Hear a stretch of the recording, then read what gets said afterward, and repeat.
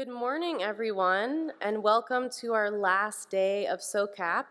I just want to recognize that we made it here and how incredibly amazing and inspiring this event has been. I first want to thank all of you, our SOCAP community, for all the miles you've traveled, the families you've left behind, the jobs that you are putting on pause slightly or multitasking to be here at this event. It means the world to us to be able to be back in person together once again and to reconvene our community. I also want to thank some of our sponsors specifically for the SOCAP Entrepreneur Program, which this is this session, to hear the amazing pitches of our entrepreneurs. Cartier Women's Initiative and Miller Center for Social Entrepreneurship at the Santa Clara University have been two main partners of ours this year. If you are interested in sponsoring a cohort of your own to be part of our program or interested in any way, shape, or form of being a part of this amazing program that we've been developing over the past, well, I personally, 7 years, but since the beginning of SOCAP, please see me after the event to connect. And lastly, but definitely not least, I want to introduce our incredible entrepreneurs.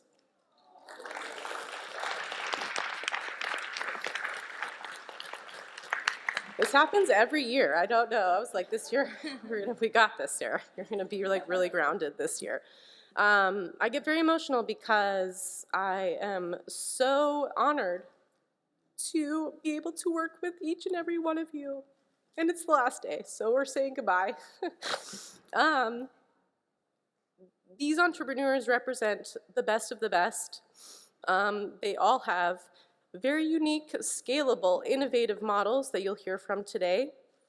And I really invite each and every one of you to take the time after the session to connect with them. Part of what we're trying to develop at SOCAP, even more so after COVID, is a sense of community. So opening up resources, network, ideas, and that includes for entrepreneurs. So even if they may not be a good fit for your accelerator program or your investment fund, all of us have amazing connections and networks that we can use to bring together and weave into a community of support for each and every one of us. These entrepreneurs were selected out of 400 applications. They are all investment ready, nonprofit, for-profit, representing a diverse variety of sectors, and they're coming from all over the world. So please give a huge hand to our entrepreneurs, and I'm going to kick off our pitches today. Thank you.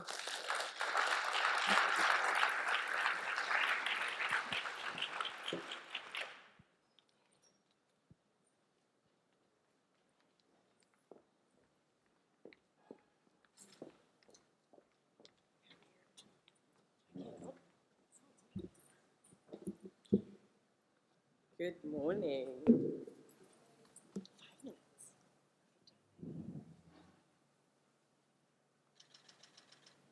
Good morning. My name is Tamburai Chirume, and I'm the co-founder of the African Academy of Fashion, established by mother and daughter design duo called One of Each, which is a creative social enterprise.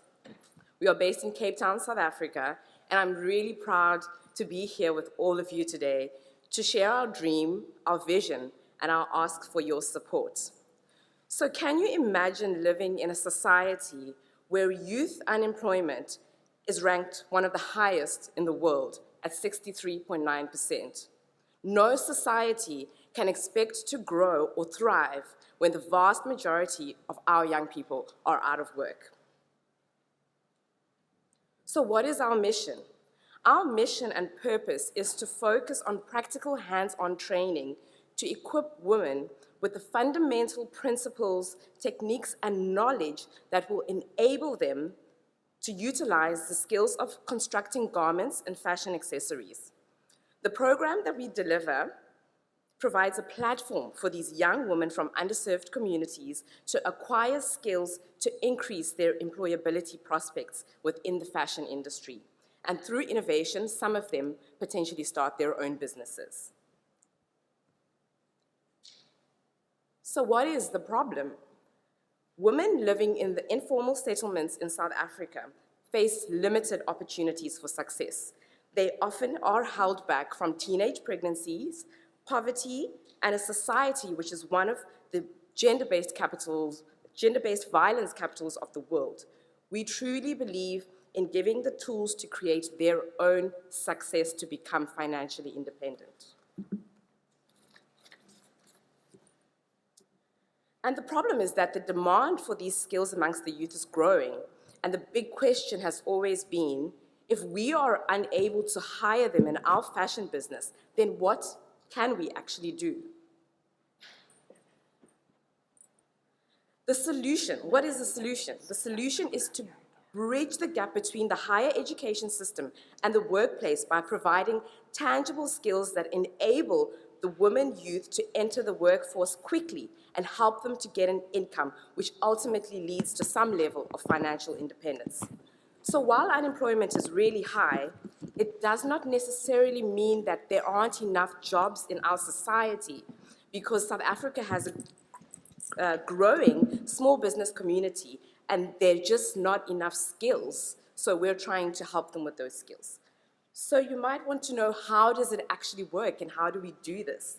So our fashion accessories brand, called One of Each, which you'll actually find at the marketplace outside, and we're selling these beautiful bags. We design and manufacture the products, and then 15% of the sales made are allocated to our training program, together with funds that we receive from partners. So once participants have graduated from this program, we help them to find employment and hire some of them during this time.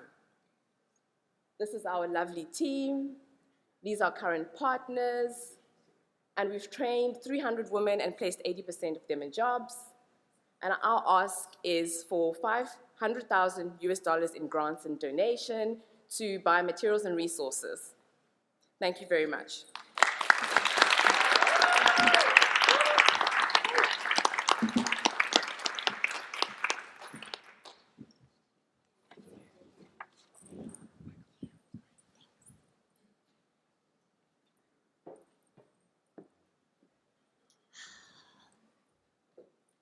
49.5% of American youth will have a mental health issue before they turn 18.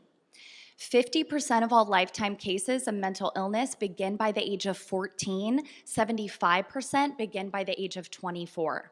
So we have this misconception that mental health issues are this rare adult problem. It's not the case. They're common and they start early on in the life cycle. It's inherently a youth problem. So how are we doing supporting our youth? Not so great. Suicide is the second leading cause of death for our kids, and it takes us on average 10 years to get an intervention in place once we've noticed a mental health symptom, and that's if we've noticed it. So where do we start? Well, schools are our most accessed mental health delivery system, and that's especially true for low-income, BIPOC, and historically marginalized kids. So schools represent a huge opportunity. However, there are hundreds of students for every one school counselor and no reliable ways of monitoring student needs over time and at scale. So at Closegap, we created a daily mental health check-in that makes it really easy for students to share their needs, their challenges, their emotions, and equally as easy for school staff to intervene in real time. One day, a teacher might support a student who's struggling because their pet just passed away, while another day, a school counselor might support a student who's struggling with self-harm or suicidal ideation. The point is to meet the students where they are, regardless of the quality or the severity of need.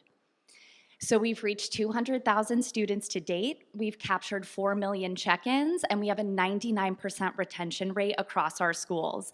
And we 10x'd our student user base in the first 4 weeks of the pandemic. It was wild. Thank you. And schools that have implemented Closegap have uncovered cases of self-harm, suicidal ideation, suicidal planning, bullying, and trouble at home that otherwise would have gone unnoticed that school staff were able to intervene on before something bad happened. So we are a nonprofit, but we don't want to rely on donations forever. So we launched a premium product that schools and districts can upgrade to, and we recently closed $100K in ARR. All right, we want to keep the momentum going. We want to 10x again. We want to reach 2 million students. And in order to do that, we need to grow our team and scale up our systems. So we're raising $1 million in donations and grants. Now, before I leave you today, I would like you to think back to a time when you were little and something bad happened, and you didn't have the emotional support you needed, and how hard it was to navigate that thing. And how maybe even still, as an adult, you're still trying to navigate it, still trying to make sense out of it. At Closegap, we're building the thing that meets students in that moment and gets them the emotional support they need so they can move forward and grow unencumbered. So if that mission resonates with you, please come and talk to me. Thank you.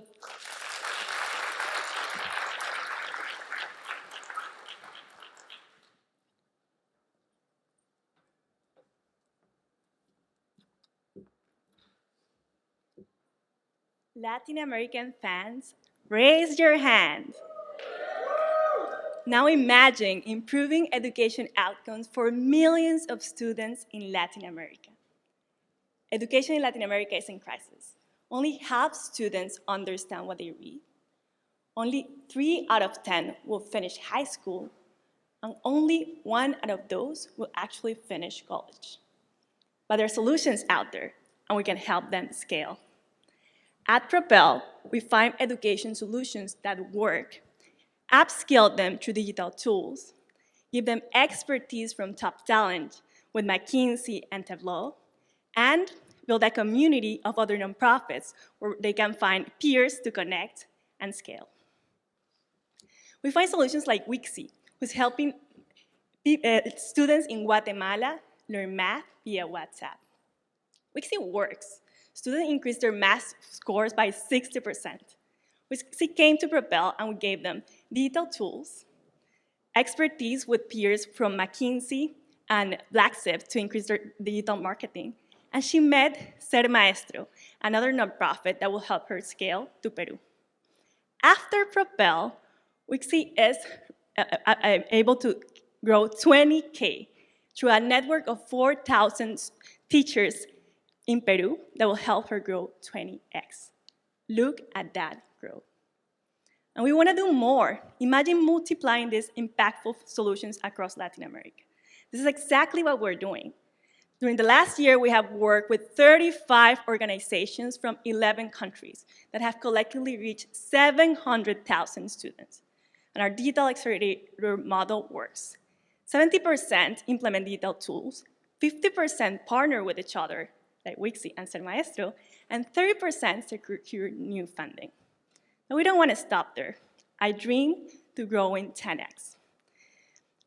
At Propel, we want to be able to reach 350 nonprofits by 2025 through a technical platform so we can grow and reach millions of students.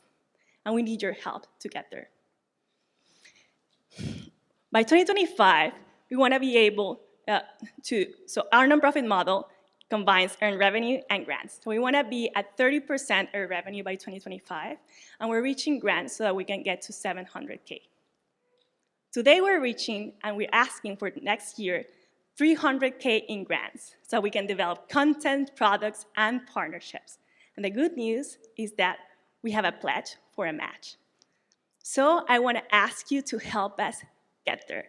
We want to get the best talent available. We want to refine our product, and we want to build a platform so that we can multiply this impact. We can only do it with you. We are the team that will make it happen. We combine in-depth sector expertise, business acumen, and operations talent. But guess what? If you are amazed by Latin America and want to help, there's plenty of opportunities. So reach out to me and let us transform education in Latin America together. Let's see those hands again.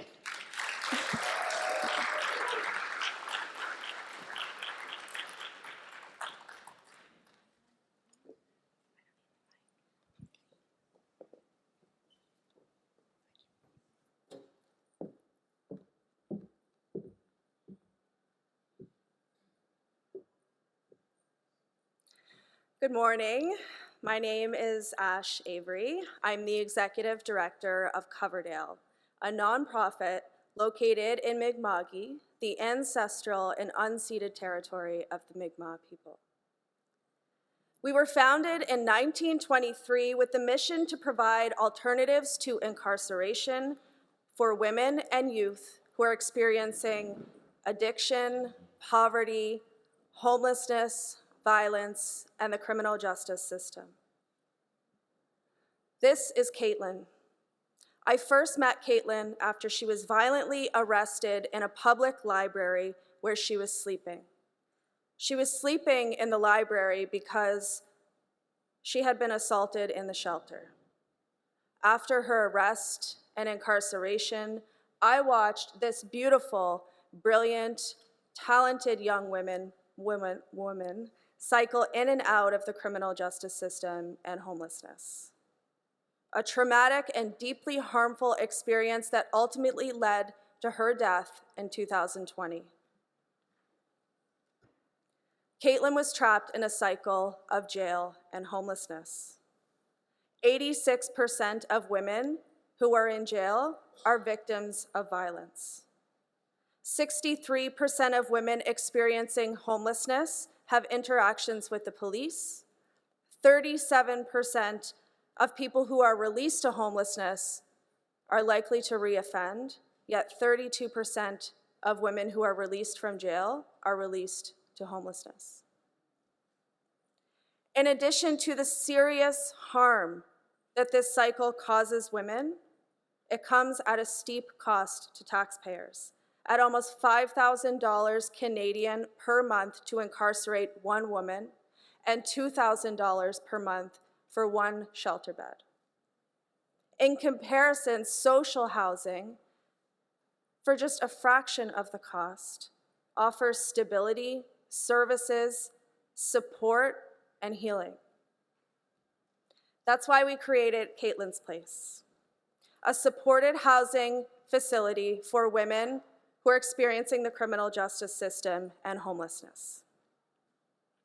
We offer wrap-around support services, including 24-hour staffing, trauma therapy, counseling, addiction support, and cultural services. We take women from this to this, from here to here, from here to here, from this to this. We believe in real justice. Since opening our doors, 72 women have come to Caitlin's Place. We have reduced women exiting incarceration to a homeless shelter in our community by 92%. 81% of our clients have accessed therapeutic programs, and it is 60% less costly than jail.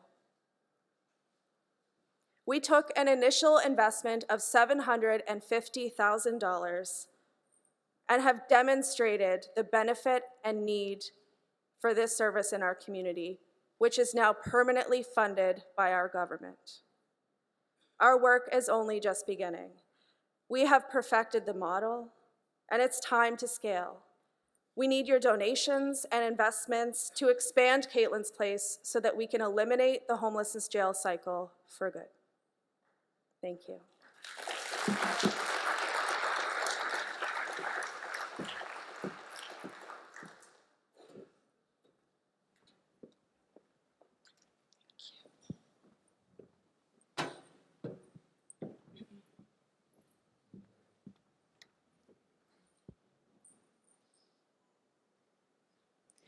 Imagine you're in a foreign country in need of medical assistance, but the doctor can't understand your language and you can't understand them either.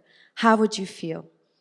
Now imagine feeling that since the day you were born in all aspects of your life, just because you're deaf. Can you imagine how would you talk to the doctor or call for an ambulance, show up for a job interview, or basically have an independent life?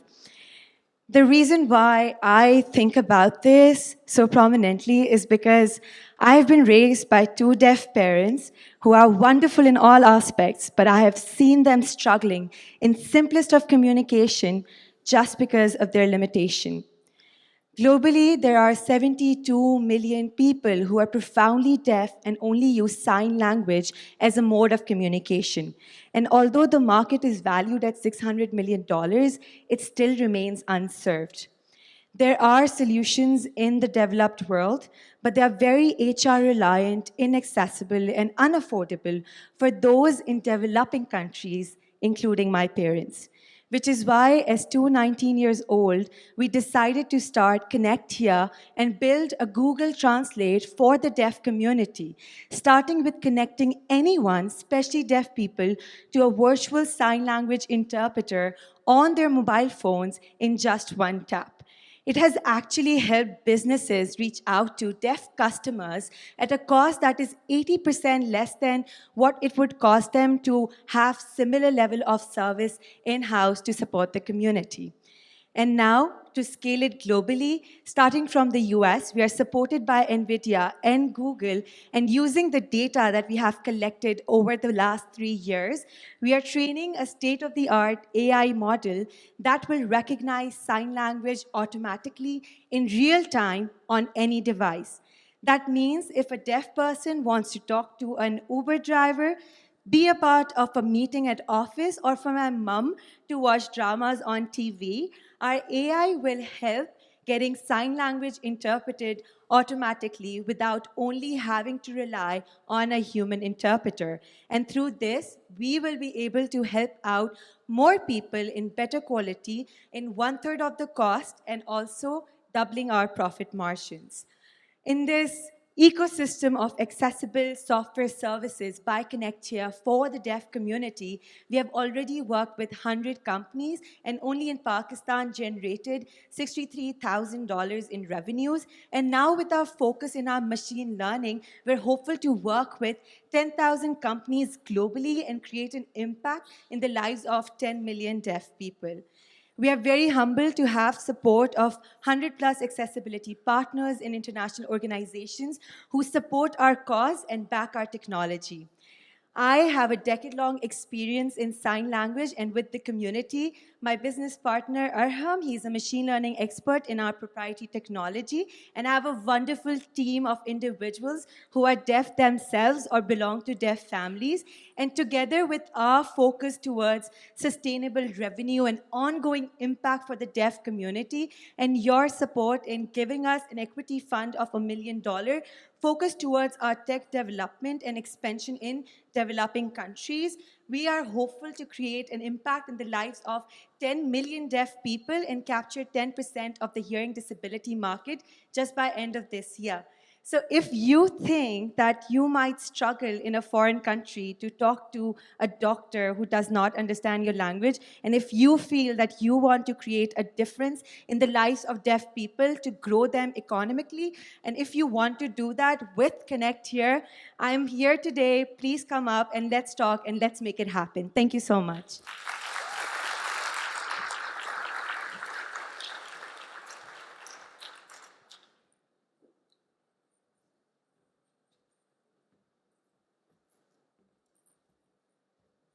Hi, I'm Eva from Humans in the Loop, and we're building the workforce of the future in conflict-affected communities. 1.8 billion people around the world are either affected by armed conflict or displaced because of it. And they are facing a severe lack of job opportunities where they're based, so there is a great potential in the idea of including them in the global digital economy. However, a lot of them lack the necessary English and IT skills in order to succeed in online jobs.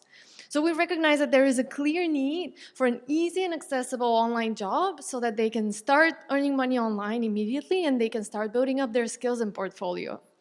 We found the answer to this need in the AI industry. As we have seen, actually in the previous pitch, right now it's growing so much and it requires a lot of data, a lot of which has to be processed manually by humans. And it's not just labeling, it's also monitoring how these systems perform as they are deployed and providing that second level of human oversight in order to ensure that they are trustworthy. So this is going to be an increasing need in the future, and it's going to require professionally trained humans in the loop. And the good news is that we can train anyone to do this type of work, no matter what their skill level. So from the user standpoint, users get recruited through one of our partner NGOs on the ground. They are prepared a personal development plan. They receive training through our foundation, and they get access to paid work through our company. To date, we have impacted almost 1,000 people, 44% of whom are women.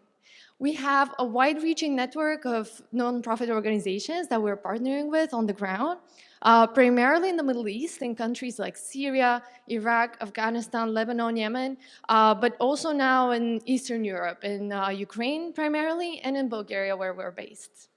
Our clients are leading AI companies in fields like medical AI, geospatial technologies, automotive, self-driving cars, robotics, and today we have served more than 90 such clients, including the likes of HP and Oracle. We have been operational for 5 years now. We're profitable. Last year, we hit $500,000 in revenue. This year, we're targeting $900,000. We're raising our seed round in a priced equity round of $1 million, $500K of which is already committed, so we're almost there. And this will allow us to impact more than 3,000 people from conflict-affected communities and to generate $6 million in revenue by 2024. So let me know if you want to talk. Thank you.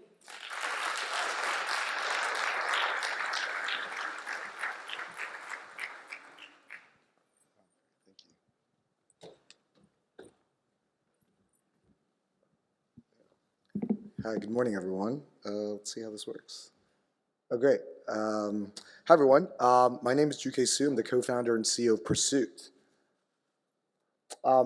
We have a mission to focus on creating economic opportunity and transformation, and particularly focus on blue-collar workers, low-income adults without college degrees, so that they can get upskilled and reskilled into technology jobs in the future. We're focused on how do we enable reviving kind of the American dream and what that means. And so coming into our program, people earn on average, our adults earn on average $18,000 per program. We provide roughly a year of training, and then they have starting salaries roughly of $90,000 a year, and then we follow their kind of career trajectory from there. So immediate impact, challenging but deep, rigorous work. And most oftentimes, they also have equity compensation since we help them work at leading companies, and that creates a means for building long-term wealth generation as well. Our goal is around long-term wealth and opportunity for the communities that we serve, and over the course of the careers, based off the differences that we see, that the 18 to 90 plus how the salaries increase that we've seen creates about roughly $2 million more of lifetime income for our fellows. 65% of Americans don't have a college degree, 65, and that highly intersects with race as well. About 80% of Black Americans don't, yet about 75% of jobs that pay $60,000, so middle-class jobs, require a college degree. There's a huge disconnect there. And so we're focused on how do we create a representative society and community, and these are the communities that we serve. How we think about this problem is that workforce development, it has a lot of structural issues. It's a large labor market problem. There is community development, how to engage and inspire communities and believe these things are possible. There is training on the supply side. There is also working with employers to break down structural barriers. And a large part of what we've seen is financing. So overall, how we do our work, 1 year of training and then 3 years on the job with employers to implement services so that people are retained on industry. And that's a really important part of our work. We're here at SOCAP. Part of it's we raise philanthropy, but we also are trying to tackle the problem of mobilizing capital. So in the past 6 years, we've structured and raised and returned impact investment dollars, starting with PRIs in 2016, 6.6% return, completed and returned the capital, and then in 2021 raised $10 million around this kind of impact investment vehicle. We believe that as ESG evolves for us, it's not just exclusionary, it's not just making a positive contribution, but returning capital, making positive impact, and also driving real business value as well. So our goal right now, train 1,000 people, which creates about $1 billion of impact. And we are in the process of raising different rounds of impact debt financing. Now for a $4 million round for our employer part of what we do. And then in the upcoming years, our third round of our bond, which will likely be much bigger than the 10 million. So please check us out, learn more about us, and I hope to have a chance to talk with you. Thank you.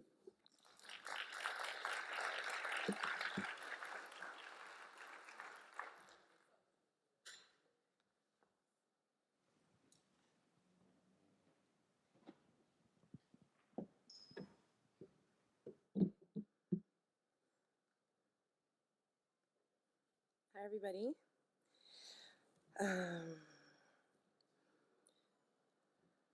So here's the picture of this woman who seemingly is happy with her children. They're smiling.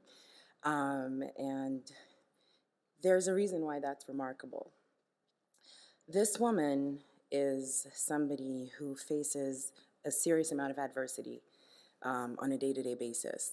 She lives in disparity, and though she's a business owner, she really barely has time for herself, for her children. She doesn't really see the effect of the effort she puts in from a day-to-day basis. In fact, she operates at a loss every single day. And she also doesn't have any support. She has access to zero to no funding. And she's constantly facing adversity. And the thing is, she's not alone. In fact, in Haiti, 75% of micro-enterprises fail. And as a micro-entrepreneur, she faces, and all these other women face, many, many obstacles throughout their lives. And unfortunately, in 2020, COVID-19 did not help this at all. And in addition to the issues that they already face, the Haitians that are facing food insecurity right now has actually risen in numbers that are ridiculous. And so our solution, as we sat there and tried to think about pivoting our model, was to look at how we could help these women structure their businesses while providing food security for the people that they serve. We looked at how we could secure a network of street food vendors that could get access to quality crops, nutritious foods, and who could in turn help the population get better, affordable food to eat. In fact, we have targeted women who are already in this sector, and they're typically from 18 to 45 years old. They've been doing this for a very long time, and they were either already growing their businesses or looking to relaunch it. Because in fact, where we're operating in the Kai in Haiti, another earthquake had hit last year, which had really caused many more obstacles for them. So the way that our model works is that we are actually looking very hardly at how to tackle a lot of different SDGs, namely no poverty and zero hunger. And we've figured a way to connect these women in a way that, because if we were going to do this, we wanted to do it right. And so we wanted to hit as many of the SDGs as possible. We partner with different organizations that help us along the way, including WCK that provides sanitation and hygiene training for our women. And so I actually just moved back to Haiti to start this business. We've been at it since 2015, and I'm very passionate about what we do. So we're looking to raise 1.5 million, not only for CapEx needs, but also to help these women start the businesses, so that because we have 2,500 women that we need to help get back on their feet. So if you want to talk about this and learn more, please come talk to me later.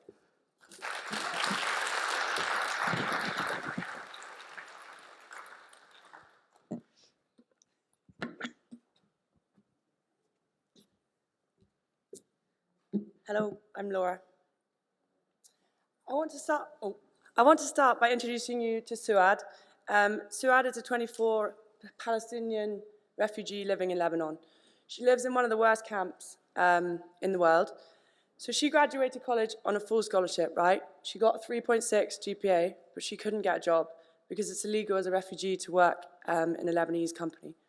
So she started learning to code from her tiny little house with her 8 brothers and sisters. She taught herself how to code on a laptop with Wi-Fi. And she joined a coding boot camp that I was running in Lebanon, which is where I met Suad. And together, we launched CONCAT. So CONCAT is a geeky formula in Excel that means to link 2 things together. And that's essentially what we're trying to do. So everyone knows about the global refugee crisis. In Lebanon specifically, that's where we started. There's 1 million refugees living just like Suad in seriously bad situations. At the same time, we have a huge problem in the tech sector, right? At the moment, there's 2 million open development roles globally that need filling, and only 27% of the people in tech are women. So we made CONCAT, which is the first refugee and female-led web development agency. We offer seriously good quality web development at affordable rates, whilst providing long-term sustainable employment for our team. And what we mean by sustainable is we mean livable salaries, right? We're not talking like $100 because they're refugees, they should be paid less. We're talking like $2,000. I think the average salary in my team is $1,200. So how do we do this? So far, we only offer 4 services, but we're going into apps, we're going into mobile development, we've got it all. We start with development and design initially, that's one-off cost. We then have an annual maintenance fee that gives us recurring revenue. Each year it's renewed by our clients.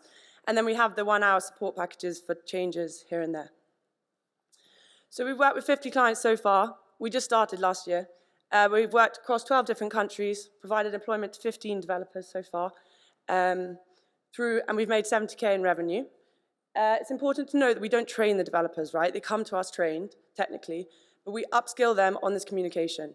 Most of you guys have worked with developers. They're not great at communication. My ones are sick. We've built a program that basically upskills them in terms of their communication, which I think is why we're great. We committed to 5 of the SDGs. So this is a bit of a timeline. So we started in 2021, as I said, registered for profit in the UK, with the team HQs in Lebanon. By the end of this year, we want to have 10 full-time employees, and then we have a pool of developers that we work with on a project basis. And by 2025, we want to have over 450 clients. We have like hubs, so we have CONCAT Middle East now, CONCAT Europe, CONCAT America, etc. So we're looking for 75K in grant funding to enable us to work on our tech offering, grow our team in that, and also sales and marketing. This is the dream team. Part of us, we all work remotely, so it's a bit hard to be all together. And then I basically encourage all of you guys to think about who you work with in terms of your services. This is a super easy way that you can work on your ESG and basically help make the world a better place. Everyone's got a website in here, come chat.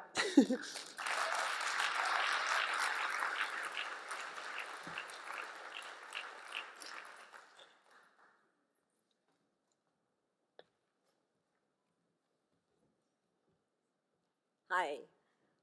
So have you noticed one thing? I think we've been coming to SOCAP for some time, and all this conversation kind of tells us there are 2 types of organizations.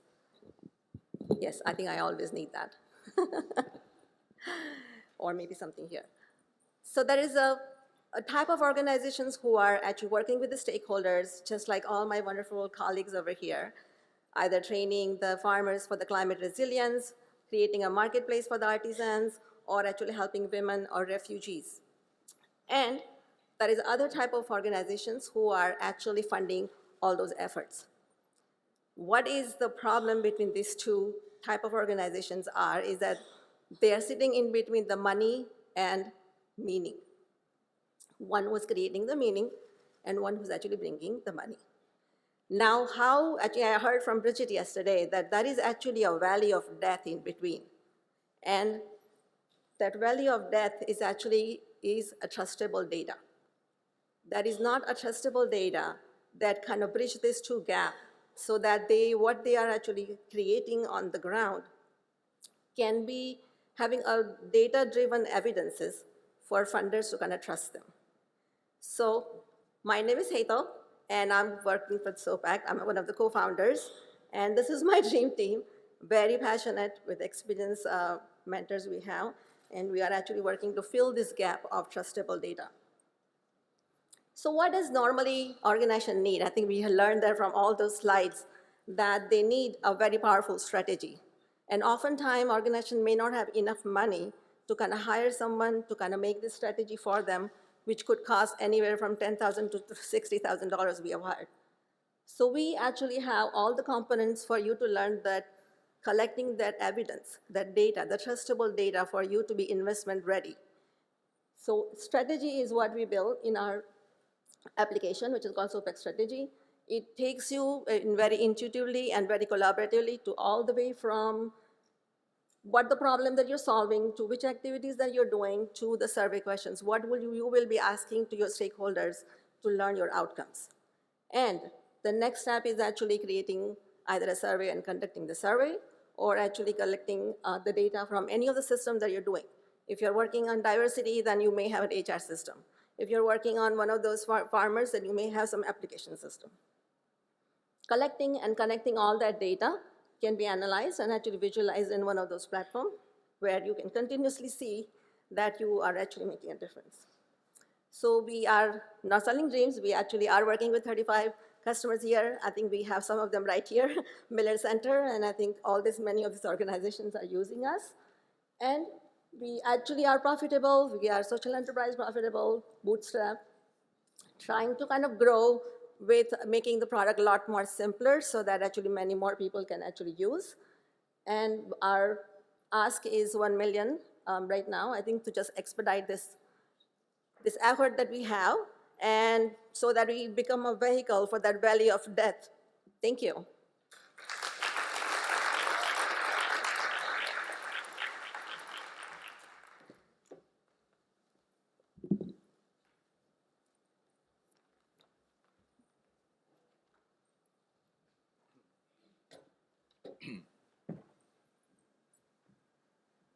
Good morning.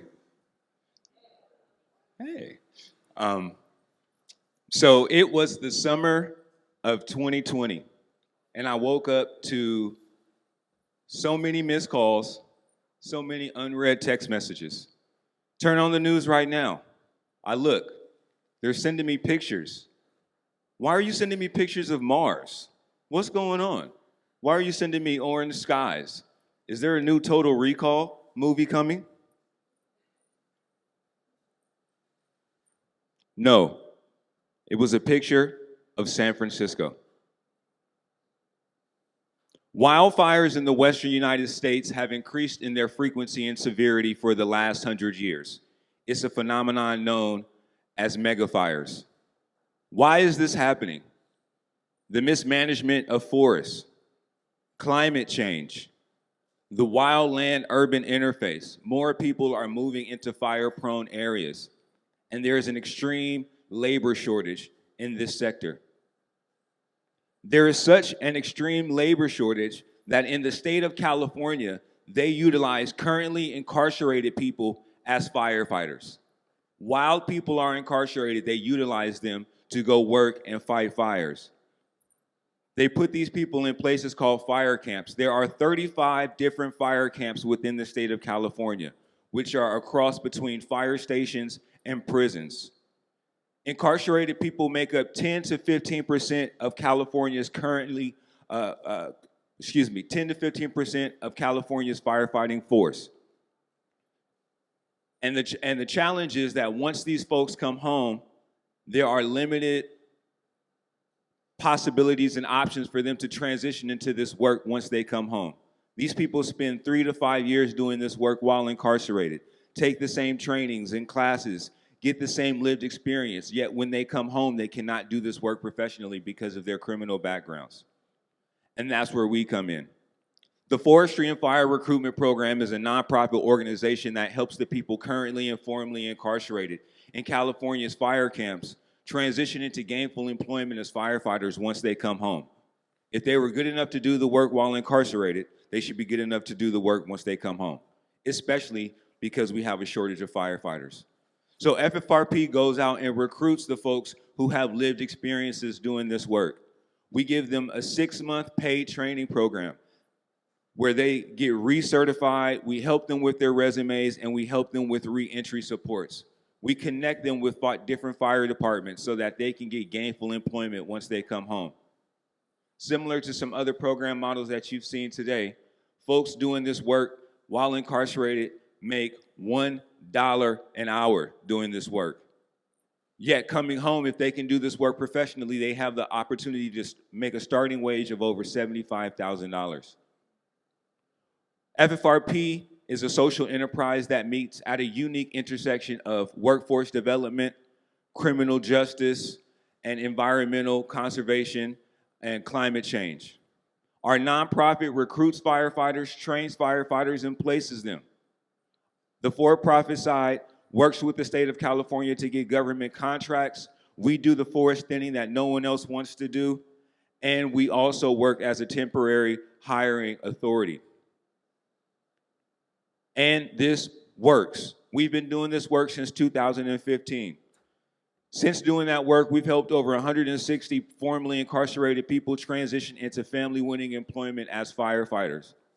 As it stands today, FFRP works with the state of California.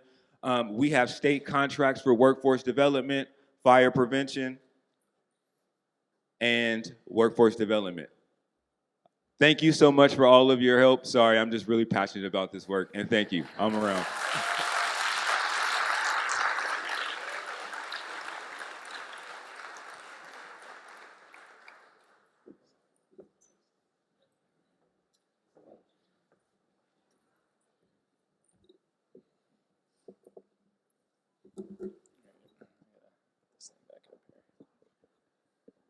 There we go. I'm Darren Smith. I'm the founder of Traipse Public Benefit Corporation. We started as a small company developing app-led puzzle hunt walking tours for American main streets, inspired by the places important to me, including my hometown in Kansas, and the things I'd learned from a career in urban planning. Along the way, we learned about both the importance of local businesses for community and equity, and also how precarious they are. The global economy has not grown past mom and pop. If anything, we're now seeing their renewed significance. When one of our local partner clients asked us to replace their old downtown gift card program, we got the opportunity to become much, much more. Today, I'm introducing to you my local token. It's a huge leap forward in the long history of alternative local currencies, and it accomplishes the goals they've always had and avoids the pitfalls that have plagued them. Right now, there's almost $10,000 in MLT circulating in our pilot community of Stanton, Virginia, after a soft launch this summer. And users can make easy cash-free payments with the MLT app and give digital or physical MLT as gifts and earn MLT as rewards. Businesses can cash out of MLT in the app at fees less than a quarter of what they'd pay in credit card transactions and get those dollars in their bank account by the next day.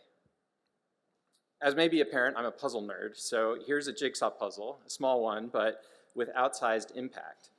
The completed puzzle is a comprehensive parallel local economy that is about exploring, appreciating, and engaging community.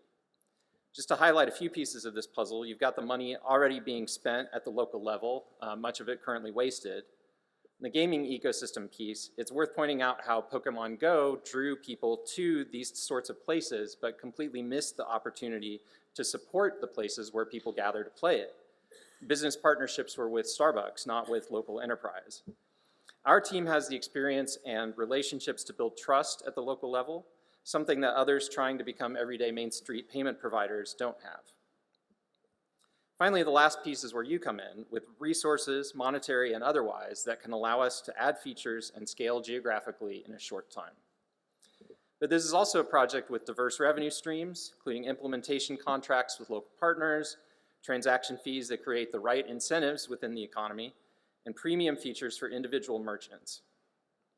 Some of my favorite examples of things that are already starting to happen in our test market are MLT being used as a prize at festivals, the tourism department distributing it as an incentive for signing up for their newsletter, and B&Bs including it in sales in their stay packages.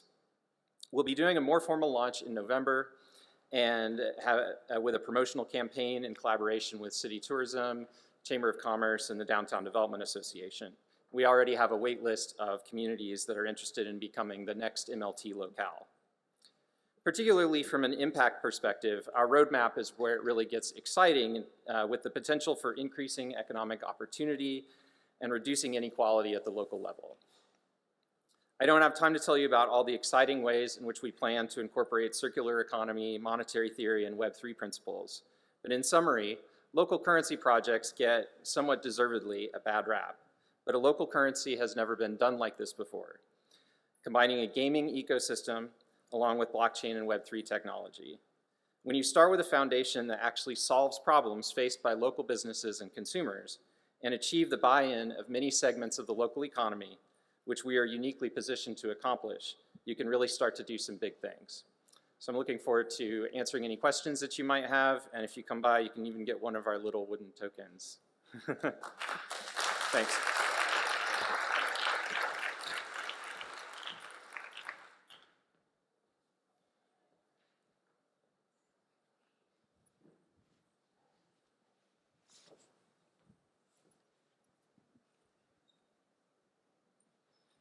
Hello, everybody. My name is Victor. Uncollected waste is a present challenge in the emerging world. And indeed, it is worth mentioning that out of a population of 220 million people, only an average of 10% of municipal solid waste is collected daily in Nigeria.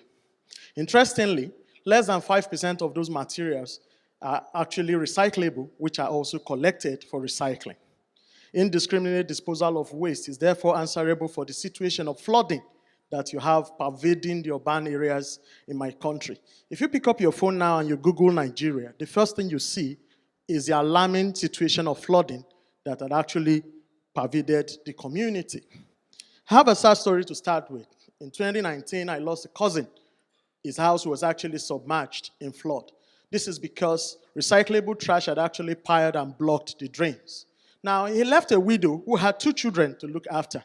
Interestingly, COVID struck again in 2020. As a pollution control specialist, I was only challenged to look at the tech part of me to build a solution. And what really was the challenge of Aisha? The challenge of Aisha is that she lives on a very low rate, even lesser than what poverty is designed in, according to the World Bank. Another thing is because she's unbanked and now she's unemployed. So I developed a solution called Waste Bazaar. It's an on-demand waste hauling and incentive-motivating mobile app that actually connects urban municipalities with recycling stations. It is also a do-it-yourself platform that allows local women in the community to run recycling stores while we provide them the durable capital to make it happen. Now, Aisha can now have a viable recycling business with 80% margin above the government-approved minimum wage, where the government gives $70. Through Waste Bazaar, she could earn far above $250.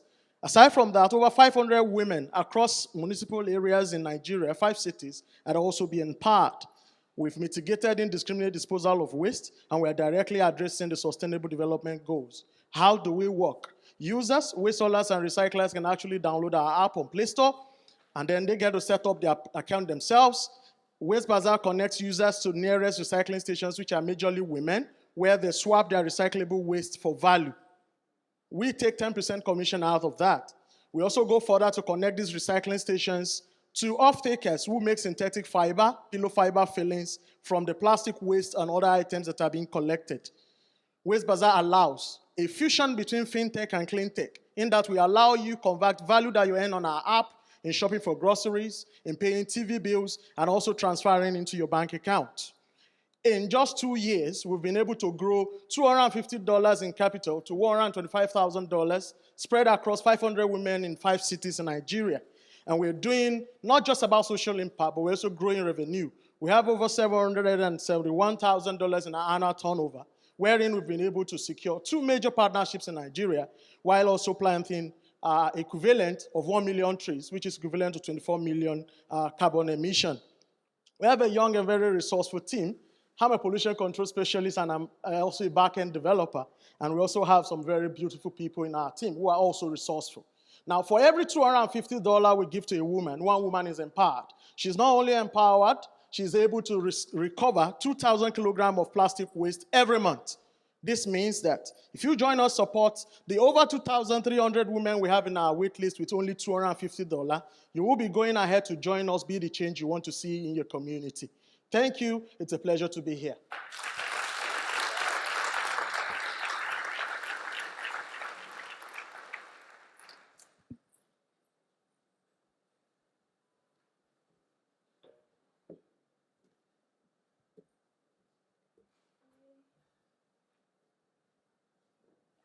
Well, as you see, I'm not Lisette Cordero. I am Alejandra Valdez, co-founder of Icolana with Lisette. Had it ever happened to you that you want to recycle, but you don't know where to do it or how to start? Well, that happens to Lisette and me in Mexico, and it turns out that it happens all around the world. Consumers don't know what kind of materials they have in their hands or how to dispose it correctly. So for that, we designed Icolana. Icolana is a digital platform that helps you find the nearest recycling place and also rewards you for each time you go to recycle. We want to connect, empower, and educate all the main stakeholders in the value chain. How we make this profitable? Well, we want for everyone, every consumer, all of us to have free access to our platform, and we sell our services, consultancy, communication, and recycling programs to the consumer brands and other type of companies. What is different in our platform from other platforms from recycling is that we work with the existing collection centers. They don't know it, but they are the key stakeholders in the value chain in Mexico and Latin America. It's because of them that more than 50% of all the recycling materials that reach a recycling plant are there. We want to dignify their work, to be recognized, and to improve the conditions of their work. The services we sell are consultancy for the brands, like, for example, recycling diagnosis, communication in our website and social media, and our unique large volume service. It means we go with the recyclers, go door by door and convince them to buy and sell new materials that are asked by our clients. For example, the foam, the plastic foam that it's not recycled everywhere. In Mexico, we are doing that.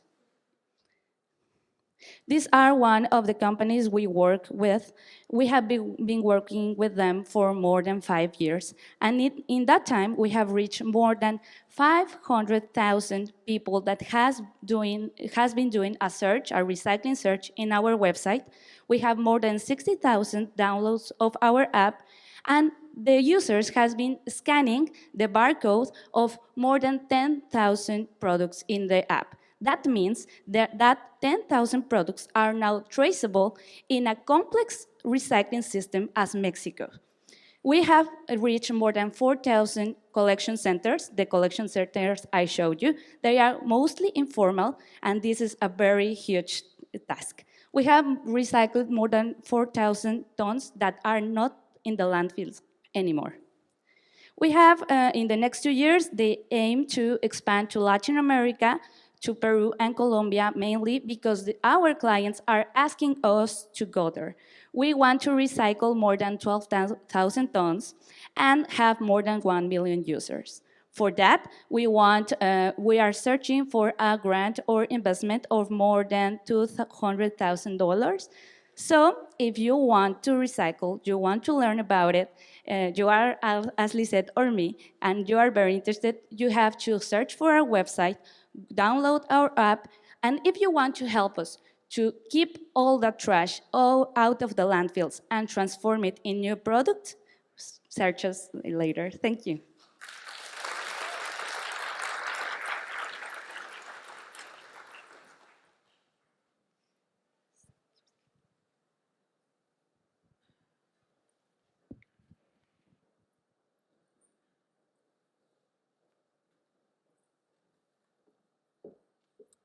Hello, my name is Chang Ho, co-founder and CEO of Masa Fresh, where we simplify sales for small-scale farmers.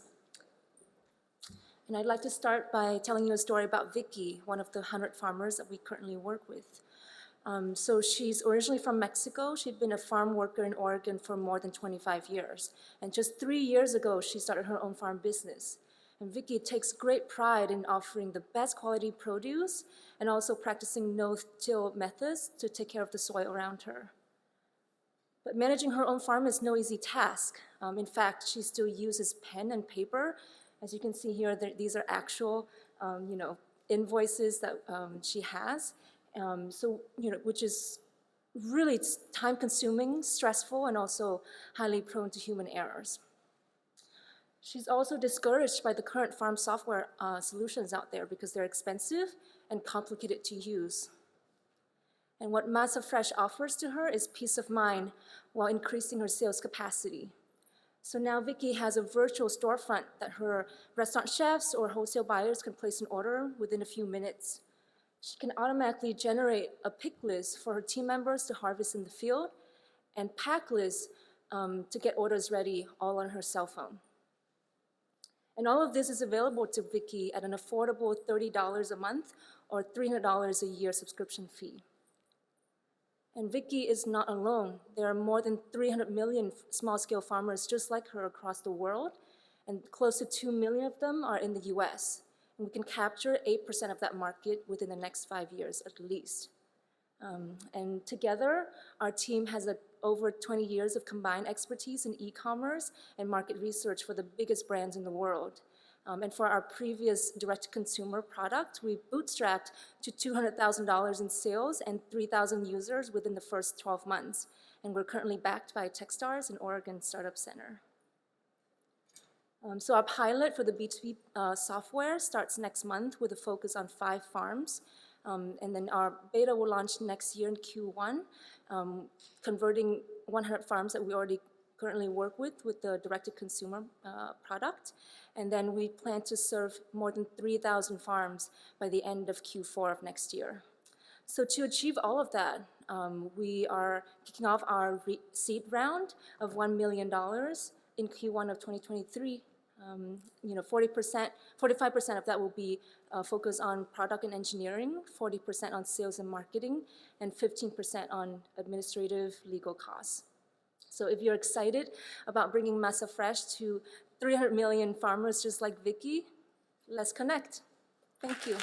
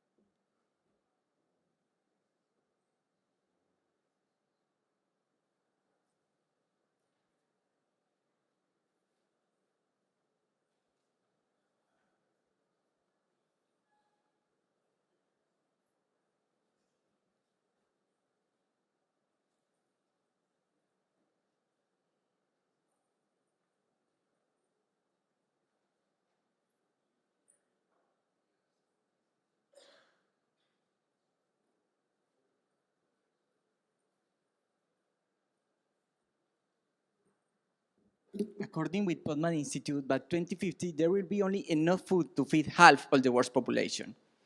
The absence of incentives and technology in the field have generated a lack in agriculture. Now, it is one of the last production sectors in Latin America. According to Food Agriculture Organization, we have 2.5 billion smallholder farmers, and 80% of them receive less than $2 a day.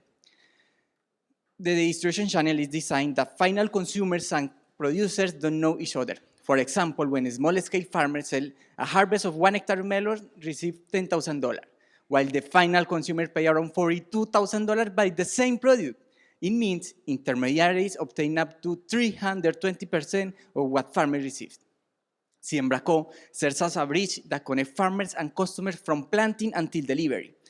In this way, we maximize benefits for both parties and promote sustainable agriculture. Let me show you how does it work. For example, Michael likes watermelon. At SiembraCo.com, with a simple click, he creates his own virtual crop. We assign it to our associated farmer who make it real. We give all the resources, comprehensive support, and when the harvest is ready, he can use it for his own consumption, to sell or to donate. Also, we'll receive the traceability of the crop. Our business model is simple. Based on two-sided market, we sell to plant, we charge a fee by each seeding planting transaction, and our farmers receive from 170% more income. Our clients obtain benefits in stability in price, traceability, environmental care, and social responsibility. And for our farmers, we are a real solution. We give them training, technification, better income without uncertainty, access to fair market, and financing at 0%.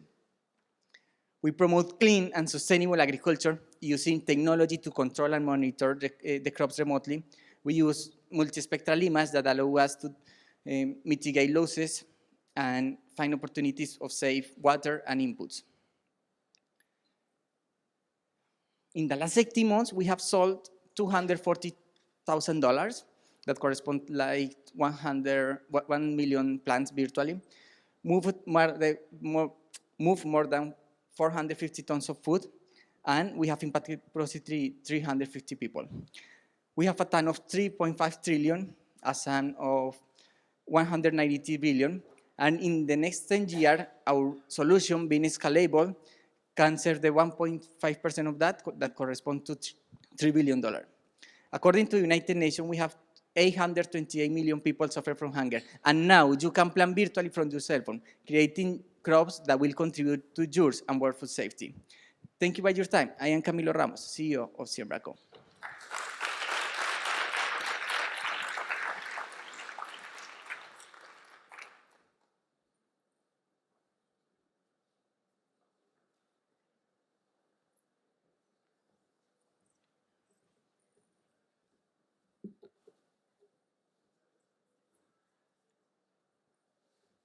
Hi everyone, David Barak, co-founder and chairman at Bitmec.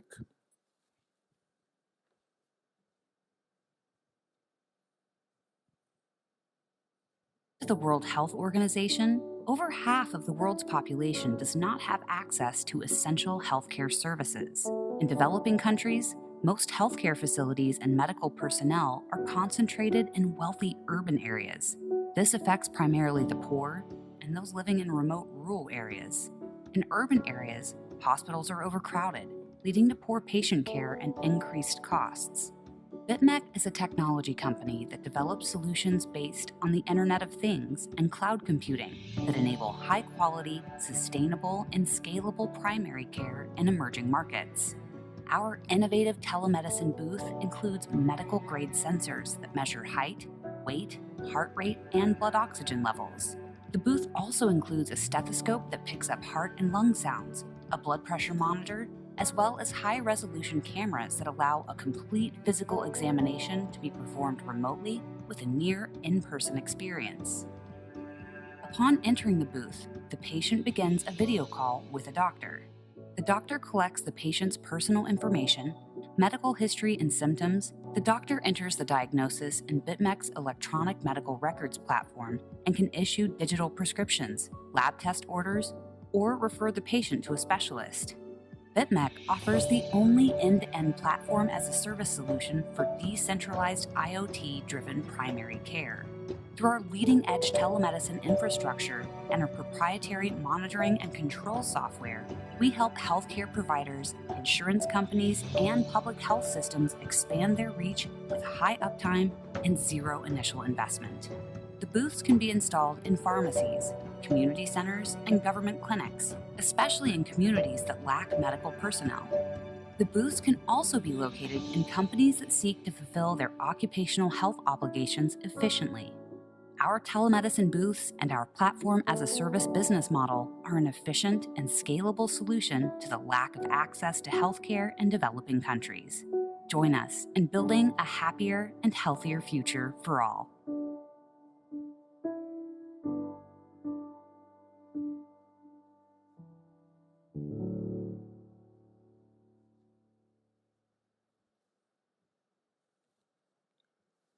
So we have great commercial traction. We're operating in Guatemala and in Honduras. We're working with leading banking institutions, healthcare providers, and microfinance institutions. According to the World Health Wow, sorry. We're currently raising our seed round. It's a prize round of $2 million at a valuation of $12 million pre-money. We've already raised 75% of it, and uses and proceeds are for reaching break-even at 250 booths. Thank you.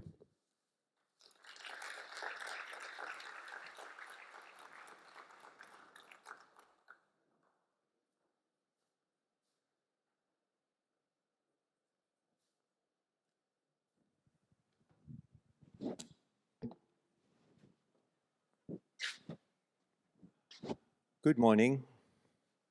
Stroke and amputation victims are two of the most traumatized patients in the world of disabilities. There are 150 million of them around the world and who require good quality products and services for the long period of rehabilitation to some level of normalcy. And there lies the problem. Only 10% of these patients, victims, have access to quality products, quality services, while the rest make do somehow or just give up and live without any support. And this number is going to double in the next 30 years. It's a big market, 7.7 billion today, but you can see how badly it's skewed towards us here versus in developing countries where 128 million people have a spend per user of $12, which is absolutely unacceptable. We have done a lot of surveys of analysis of the market, all sorts of ways of looking at it, but this number can be easily doubled with good quality products at affordable prices coming into the market. And on the top of that, we restore livelihoods back to the patient, give them dignity of life, and improve their quality of life in everyday activities. So Vispala is started with the mission to make high-quality assistive technology products universally available. We have several products in the market in different aspects of prosthetics or orthotics, but the important things is through frugal engineering and innovative technologies, we are offering them at 20 to 50% of price out there with equal or better quality. For example, this young lady has a motorized hand, which costs about $500. Anything comparable out there is $2,000 or more. And this $150 mechanical hand is helping the wounded victims of the Ukraine war and costs about $125. Anything comparable is $500 to $600 out there. We get to our customers through our own centers, through clinics and hospitals. We sell to distributors. We work through NGO and government channels. And we also are setting up franchisees to manufacture in high concentration areas. We are looking at 42 million in revenues in 5 years based on our projections, breaking even in the third. And importantly, we affect 1.5 million lives and return 30 billion plus in revenues that are restored. We are starting actually in the middle of a $3 million Series A round. And based on demand out there, which we are seeing clearly, the suppressed demand and our valuation, we can offer 11x return in 5 years. So come, let's connect. Thank you.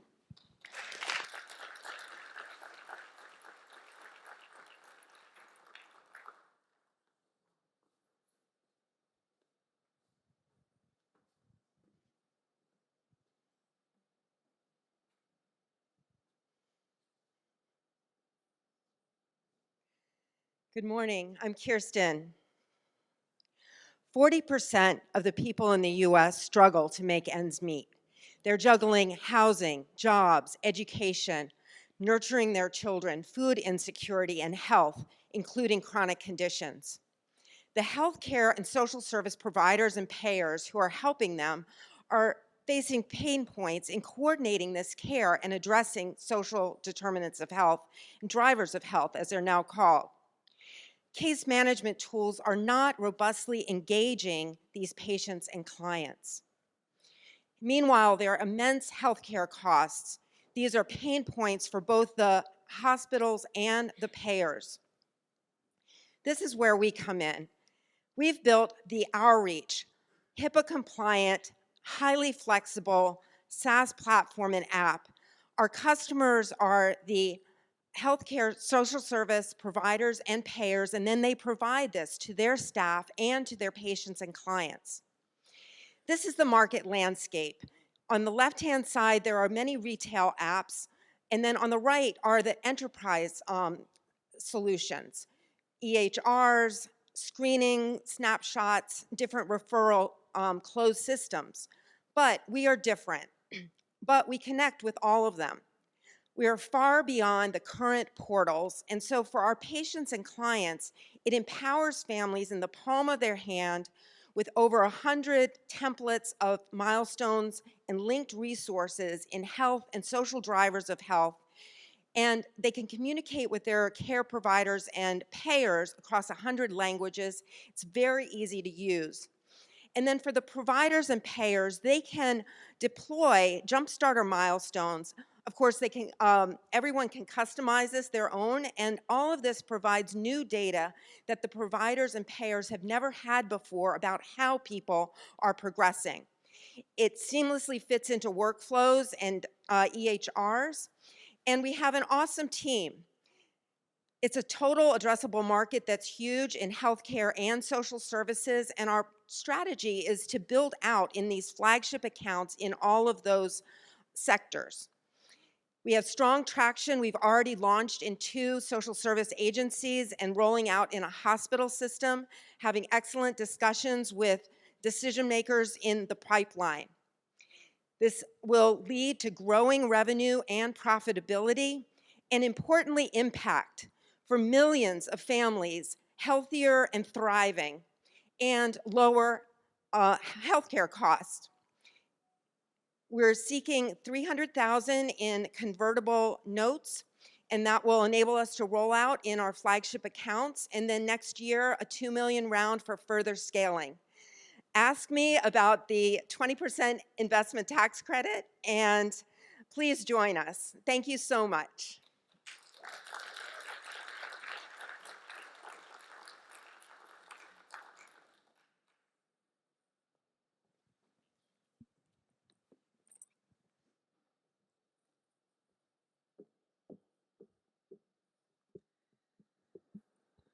All right, guys, here we go.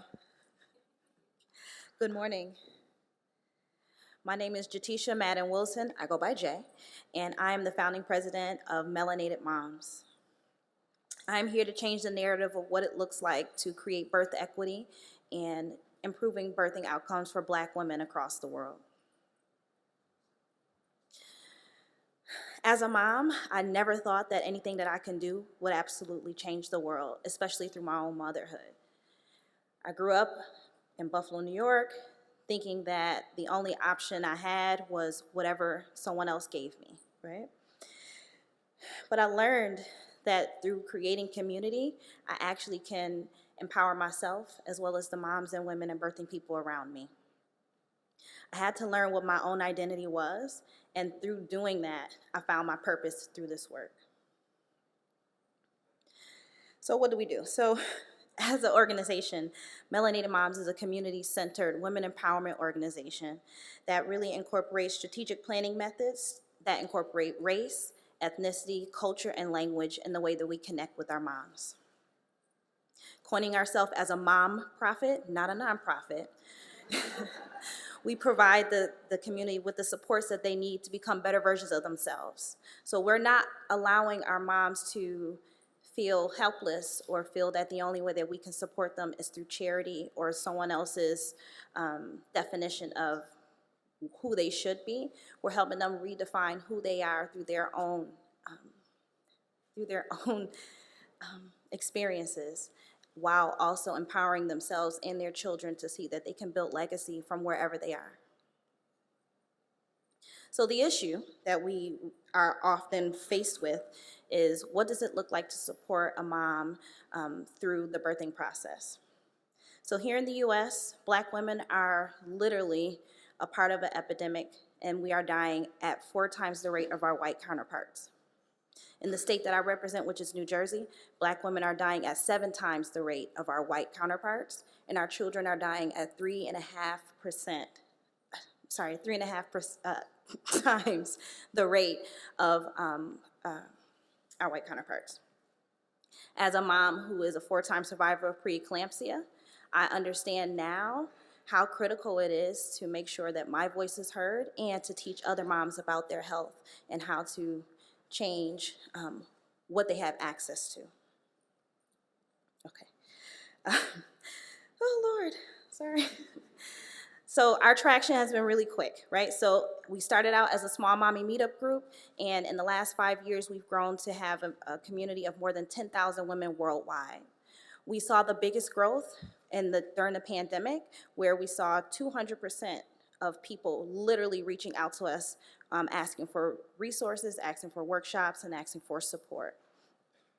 I got the attention of the governor of New Jersey. I've been a part of creating the strategic plan for the state to improve Black maternal health, and we've been able to do that not only on the state level, but also for the federal level. All right, so many other things I'm trying to run through, I know. Our goal is to eliminate the maternal health deserts that currently exist throughout the state, and we know that in order to do that, it requires funding and support. So if you have more questions, if you want to learn more about the rest of the slides I wasn't able to go through, please see me towards the end. Thank you.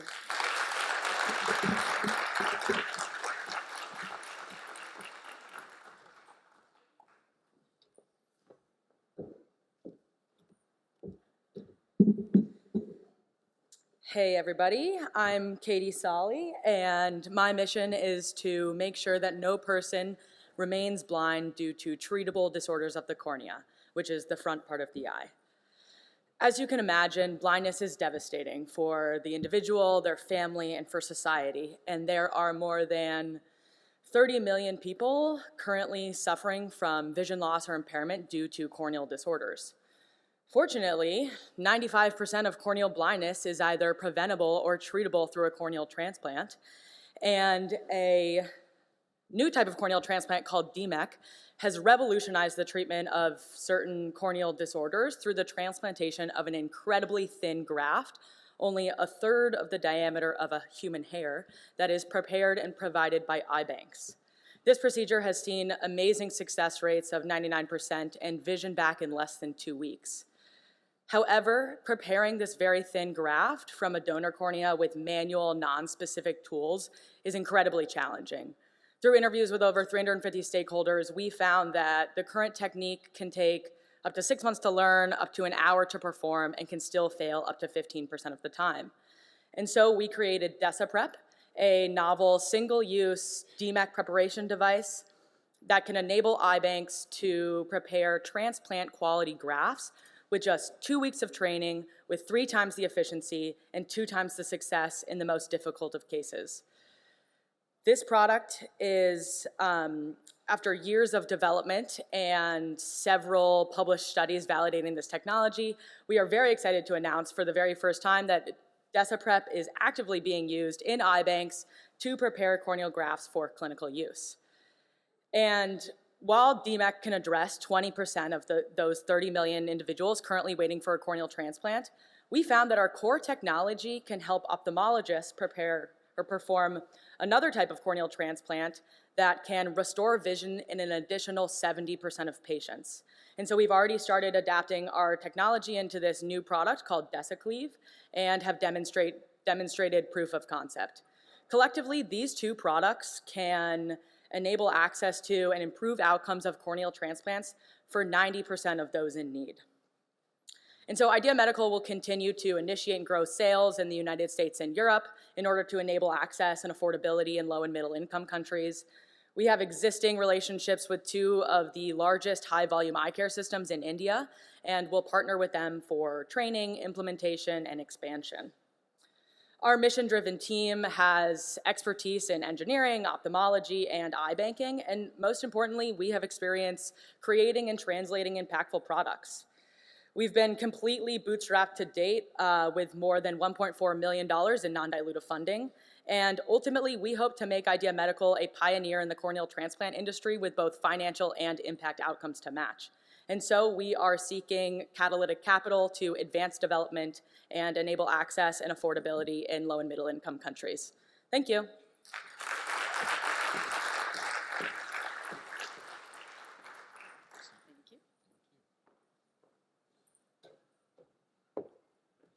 Good morning. I'm Keith, the CEO of Checkup by Bonfire Health. We are a young but hungry startup. The fact that I flew 15 hours red-eye to this event proves that. Yeah. I want to start with why health screening means so much to me. Now, burnout almost cost me my marriage in 2017. But I rebounded by the grace of God, and today I'm still happily married with a 3-year-old son.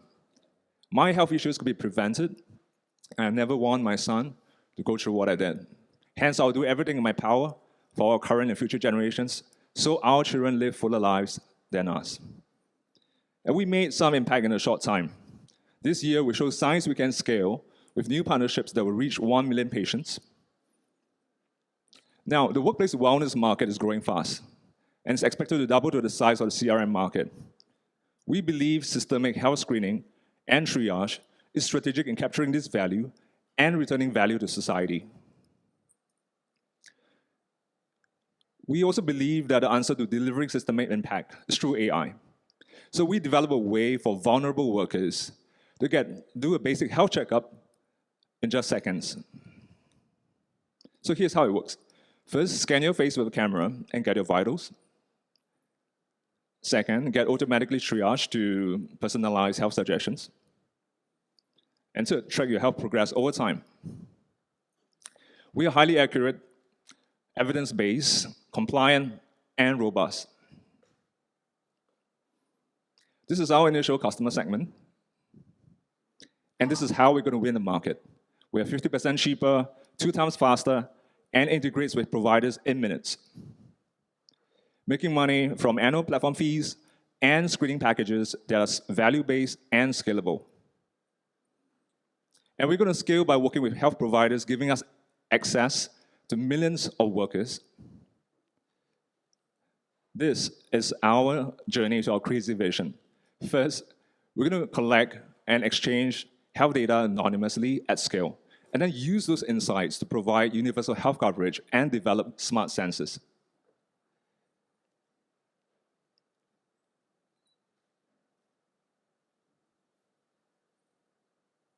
Now, we're going to grow this much, but with your funding, we can be more.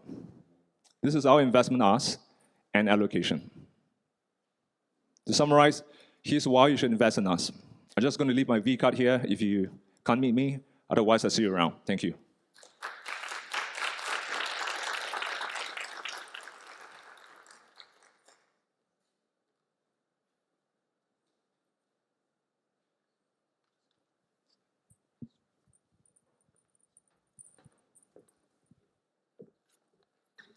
Good morning, everyone. I'm Lucy Ashman, and I'm here to introduce you to Terra & Lava, a for-profit beauty brand infused with ancient Mayan knowledge. We're on a mission to bring our customers the experience and science-backed skincare benefits of unique ingredients used in Mayan medicine and our high-quality formulas. Terra & Lava is a pioneer in the beauty industry with an unwavering commitment to the circular economy. That means sustainably and ethically sourced materials, ingredients that are natural and non-toxic with transparency, and a focus on eco-friendly packaging. We currently work with 65 smallholder farmers like Doña Maria whose zapate is a key ingredient in our formulas, which thanks to our innovative packaging has eliminated over 30,000 plastic containers from landfill to date. I am, at my core, a formulator and a creator with a love of travel and culture in my veins. I've traveled all over the world and lived in various countries, picking up a degree in ecotourism, diplomas in clinical plant nutrition, experience in the tourism industry, a Swiss husband, 3 Guatemalan children, and a funny accent along the way. I've been passionate about nature's pharmacy for much of my life and intrigued by how ancient cultures, and especially the Maya, understood and used the medicinal value of natural resources. It's just as important to me that science supports this as I want to give my customers the best possible results. This is just Don Max with his black salt up in the Guatemalan highlands. And this is the right time. Conscious consumers are making up a far bigger percentage of the market every day and are starting to make noise with their purchase power. This is our target market. We've completed proof of concept in Guatemala with D2C, retail, and white label, amenities for high-end boutique hotels. We have strategic, value-aligned partnerships with US retailers, and our current growth strategy is to grow our hotel sales by 4 times over the next 12 months by focusing on larger boutique and chain hotels in the local market before expanding to other ecotourism destinations in our region. We have partners to support scale in manufacturing, logistics, and smallholder farmer networks to help with our supply line. To achieve our goals, we need to grow our existing team with a dedicated sales department and have access to working capital. This will require patient debt investment of $120,000. I'm talking to you today because we need your support on this journey to scale both the economic empowerment impact to the smallholder farmers that we work with and the network that we can scale to, and the positive climate action of reducing tons of plastic from landfill. Thank you very much, and please connect with me.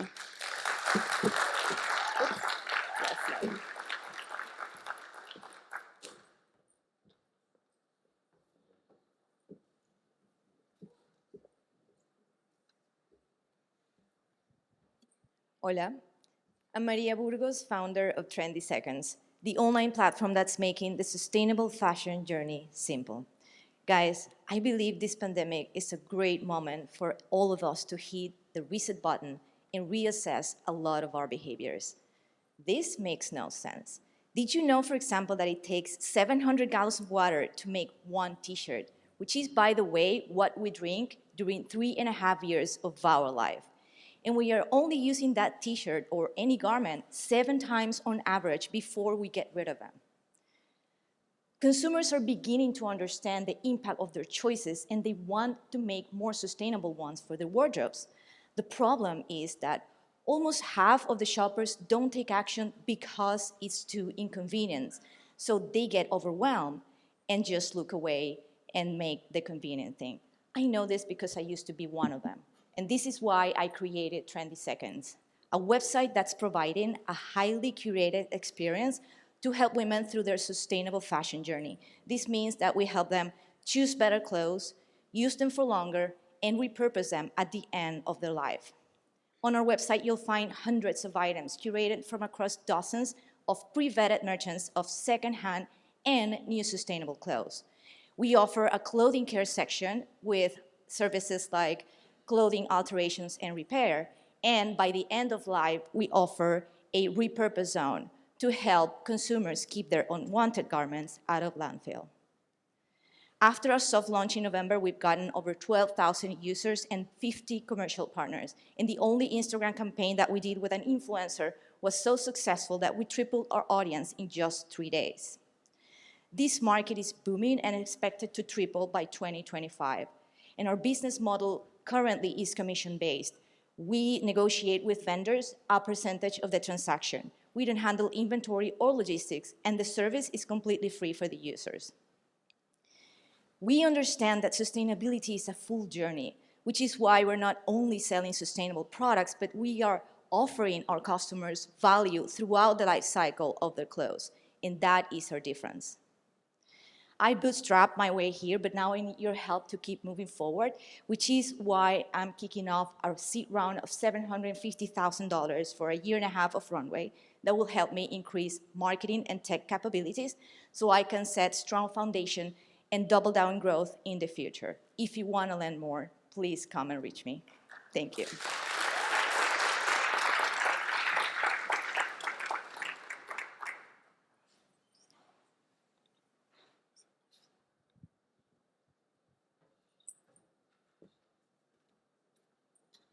Hi everyone, my name is Pranav Chopra and I'm the founder and CEO of Nemi Teas. Nemi Teas is a London-based tea company and a registered social enterprise. We provide a variety of tea blends across both retail and wholesale channels as tea bags as well as loose leaf tea. And this we do whilst providing training and employment opportunities to refugees that live in London. As part of our training model with refugees, we employ them right across our supply chain, be it the manufacturing, the production, the packaging, and the distribution. We've also launched a cafe in central London where we employ them and provide hospitality training. And we're looking to scale that. And what that does allow is to basically help them overcome two major hurdles that they face in settling in the UK, which is basically lack of local work experience and not having a local referee. These are the hurdles they face in not getting a job. So that's our impact model in the UK. Sustainability has been a huge focus for us as well. And the three non-negotiables that I've listed here are the tea bags are 100% plastic free. They're made of cornstarch. We're also, the packaging that we use, the external packaging, is made of wood pulp. It's 100% compostable, as well as the tea that we supply is organic and fair trade. So we're now looking to launch into the US, given there's a huge market opportunity here. As shown there, the tea market in the US is nearly 13.4 billion. And from that out-of-home market, where we specialize in, out-of-home market being sort of tea being consumed at cafes, restaurants, hotels, where we specialize in, is actually sitting at 13.2 billion. So huge numbers. And on the flip side, there's ever-increasing refugee numbers here in the US as well. So there's a huge need for the NEMI model here. So to sort of take it forward, we've already got the FDA approval. Also, we've got a trademark approved as well. So we'll be launching our teas as trampoline teas here in the UK, as well as we're already sort of in discussions with a few large caterers as well. So today's ask, I guess, is three-way. We're looking for investment up to 1.5 million to really sort of set up our shop here, get a team, and get things going. But also, very importantly, we're looking for expertise in hospitality. So that's launching brands, a food and beverage brand here in the US. And lastly, but most importantly, the community links. We'll obviously want to link up with local charities and refugee bodies to help them set up a similar model here. So that's Nemi Teas, and that's our ask. Thank you.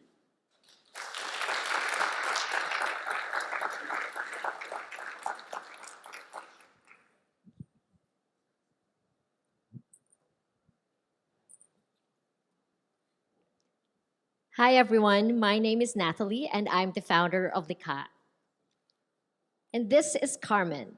Carmen is one of our weavers. She started weaving when she was only 20 years old. Her husband passed away while her kids were still young, so she had to raise them on her own. Weaving allowed her to send all three of her kids to school.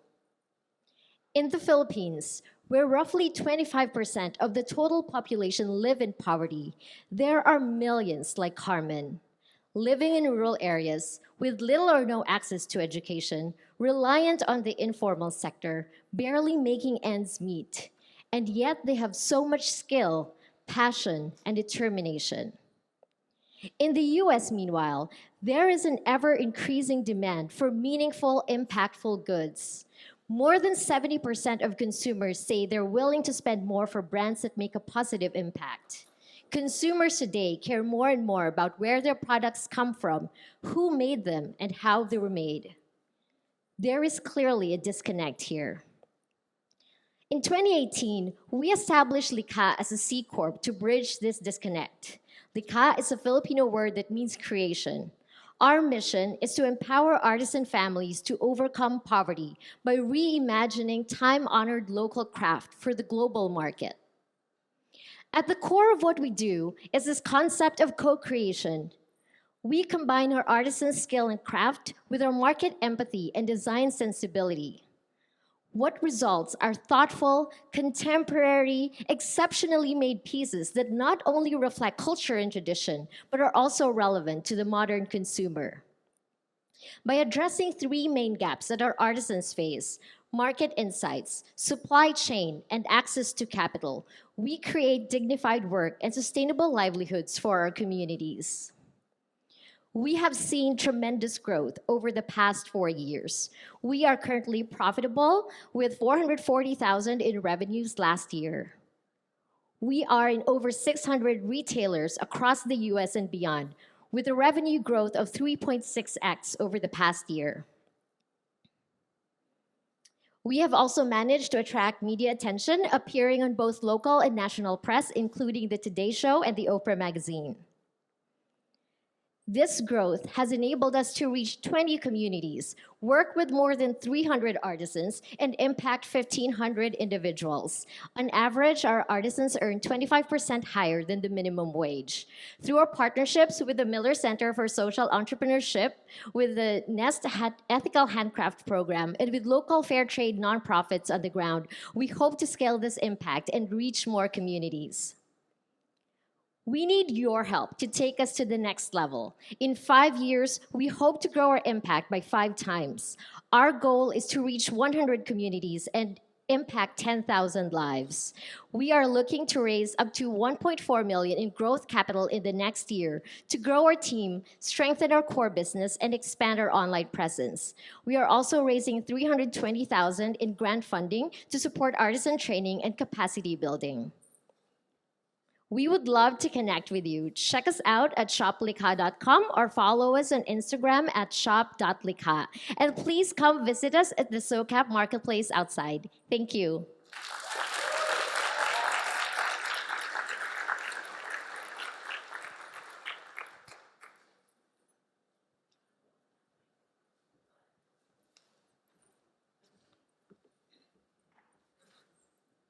All right. Good morning. Hi, everyone. My name is Mike Mitchell, and I'm the co-founder and CEO of Pezzy Pets, based in Berkeley, California. At Pezzy, we work with artisanal fishermen to take hated, invasive species of fish that cause all sorts of environmental issues and turn them into pet treats. These treats are good for both the environment as well as pets. So the primary fish that we work with is called the devilfish, otherwise known as the armored catfish. Although we also recently brought the lionfish to market, and we're working with several other invasives as well. What these fish do is they basically outcompete native species for resources like food and space, and some fish even eat the eggs and fingerlings of the native fish species, in turn decimating these fisheries and the livelihoods of tens of thousands of fishermen that depend on these fisheries for an income. So what we've done is we created a specialized fillet technique and processing technique for these fish. We set up pilot facilities in southern Mexico, and we work directly with these fishermen. We buy their bycatch. We also incentivize fishermen to capture these invasive species. We bring them to our facilities, we process them into pet treats, and we bring them up into the US to sell to pet parents. As a result, we've created dozens of new jobs in southern Mexico so far, and on average, these fishermen are earning 40% more than they did previously. And so right now we're focused on our CPG brand, Pezzy Pets, but the long-term goal or vision that we have is to become a hybrid ingredient supplier, selling dried fish directly to larger, more established players already in the market. So a little bit about why Pezzy and the pet industry. So as many of you probably already know, pets are in right now. The pet industry has been booming as pets quickly become the new kids. And with this, we've seen a huge humanization trend. And a lot of the tendencies that we've seen in the human food industry have translated over into pet food. So things like clean label, ethical sourcing, environmental impact, so forth. These have all really fueled the growth of the pet industry over the last 5 years as pet parents continue to look for these higher end clean label products. And of course, these are all things that we can provide in spades with Pezzy Pets and our treats.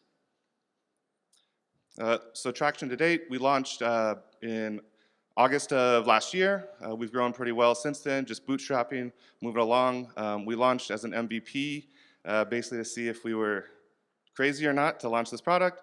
Right now, we're in about 30 retail locations. And our biggest problem right now is just production. So we can't keep up with the demand.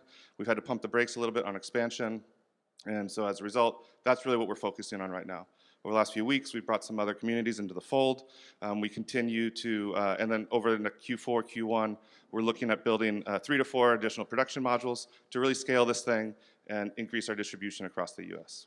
And to do so, we're looking for $250,000 in convertible notes to finance the expansion of production and scale distribution. And so with that, thank you for your time. Come find us in the marketplace, send me an email. Look forward to connecting. Thank you.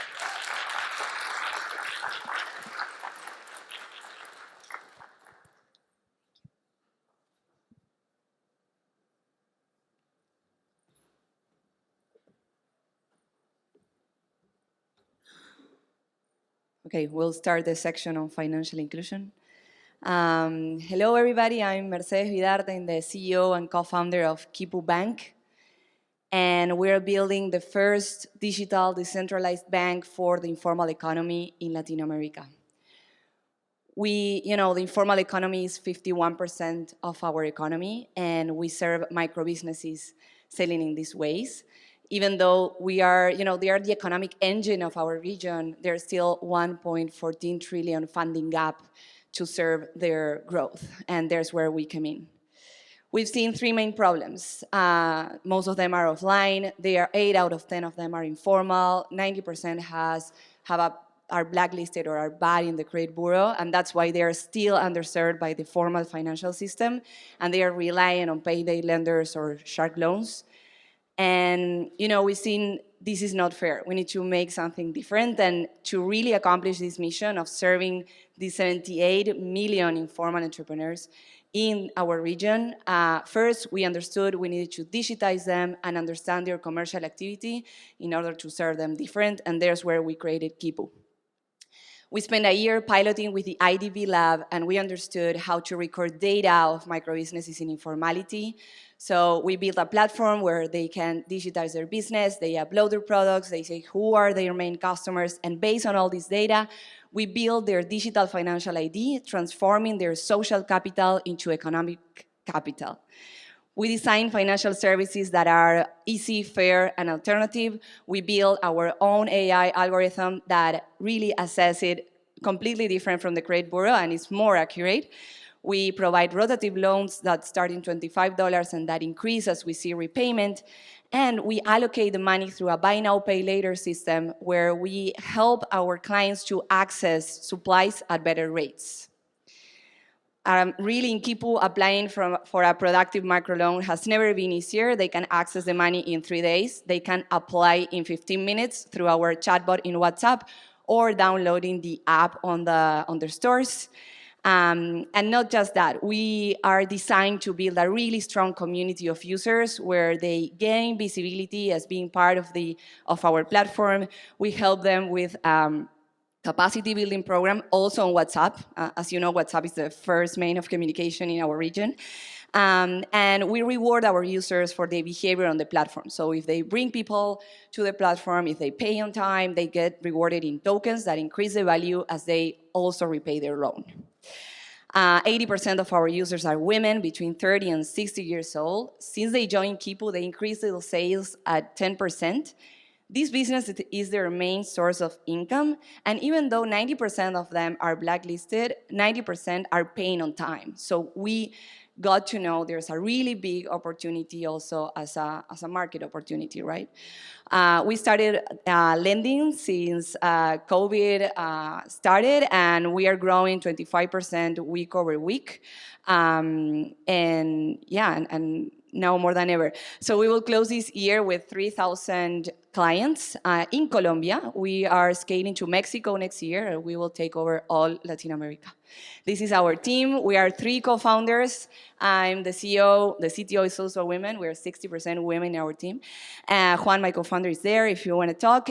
We have experience in building AI algorithms and a lot in the informal economy. We have a background on city planning from MIT. This is it. So we need 2 million. We have already half the round secured. Please come talk to us, and we are going to scale really faster. So here we are. Thank you. Thank you.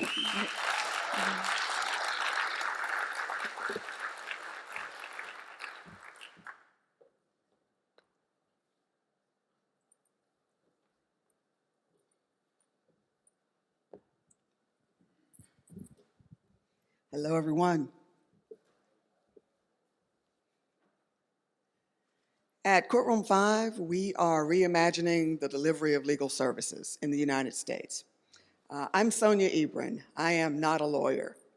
I'm a PhD electrical engineer who found myself in court without a lawyer.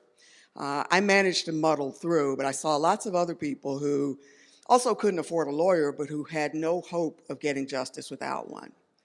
And so I wanted to build Courtroom 5 because you shouldn't need a PhD to get a fair hearing in court.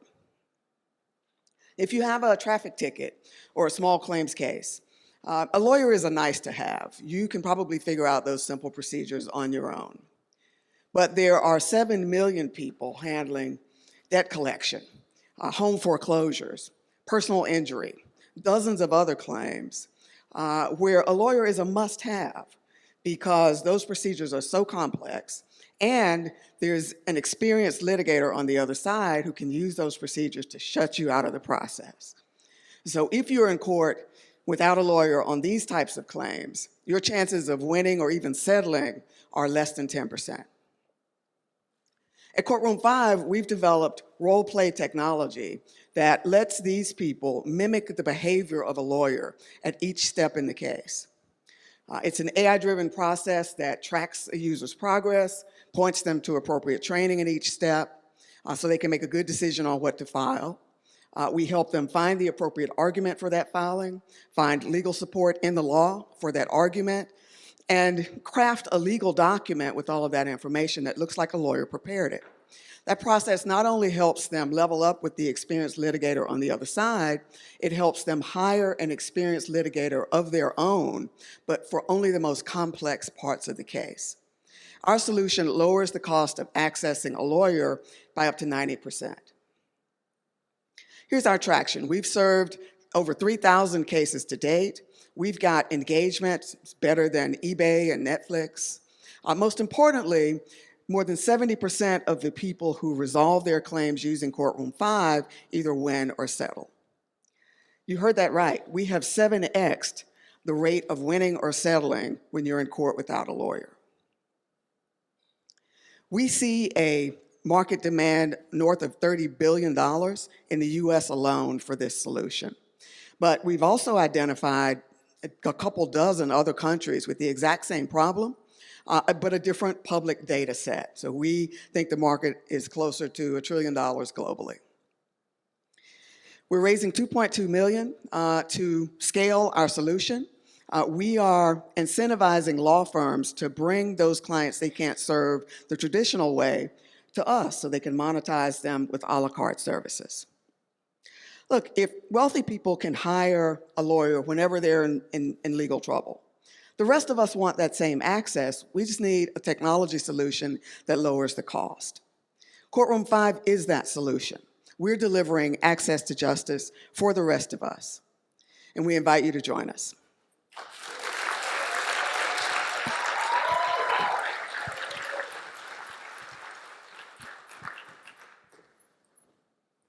Where do you click?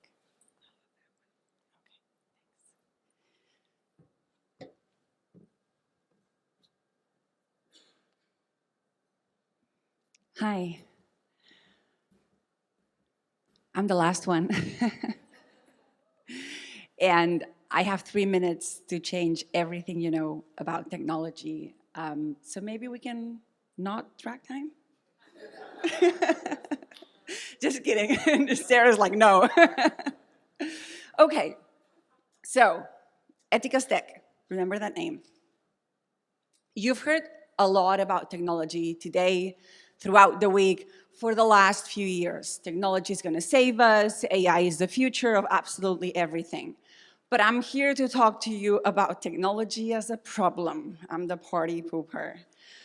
And why we need to disrupt the tech and AI market. If we want to save democracy and equality, it is crucial to save technology from itself. This is the team making it happen. This is my wonderful team, the Ethicas Tech team, headquartered in Barcelona, where I'm from, currently expanding, and so I moved to the US, but we have 30 socio-technical staff working across technologies and disciplines, and our mission is to protect people in technology processes. Why do we do that? Because the AI market's going to continue to proliferate in the next few years. More and more money is pouring into systems that promise to replace us, to make us better, to do things in amazing ways. And that is great. But AI proliferation means that tons of algorithms are surrounding us and will continue to surround us without any kind of scrutiny or balance. Algorithms are currently deciding who gets a loan, a job, medical treatment, unemployment benefits, or a place in university. And for all the power and promises of AI, what we see in our work when we work with these algorithms is widespread inefficiency, discrimination, and simply put, really bad decision-making. I want to be very clear here. We are at a crucial crossroads. Bad quality AI, which is the majority of AI at the moment, is killing the future of tech and the future of humanity. Bad quality AI is limiting our ability to make the most of AI in ways that benefit humanity and guarantee that we all have the possibility to trust, use, and enjoy AI regardless of our gender, race, location, or any other layer of vulnerability that happens to define who we are. That has very specific consequences for very specific people. That means that when I, as a woman, go to a bank, I get between 10 and 20 times less services than a man just because women are underrepresented in the training data. That means that if you want to access university, your chances are almost 20% lower if you come from a low-income background. So you will not get to university just because you're poor, having the same qualifications as a rich kid.